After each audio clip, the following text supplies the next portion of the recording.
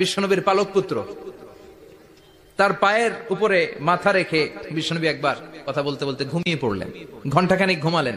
যায়েদ বিন হারেসা বলে, আমার কাছে তেমন কোনো কষ্টই হচ্ছে না, বিশ্বনবীর মাথাটা খুব বেশি ওজন মনে হচ্ছে না।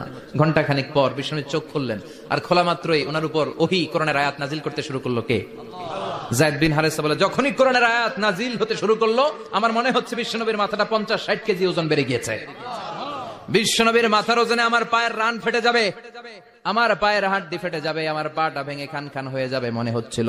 তার মানে কোরআনের আয়াত যখন নাজিল হয়, বিশ্বনবীর উপর একটা প্রেসার আছে না নাই?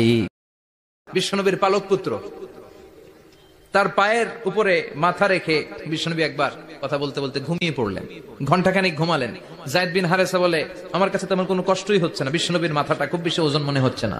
ঘন্টাখানিক পর বিশ্বনবীর চোখ খুললেন, আর খোলা মাত্রই ওনার উপর ওহী কোরআনের আয়াত নাজিল করতে শুরু করলো। কে? যায়েদ বিন হারেসা বলে, যখনই কোরআনের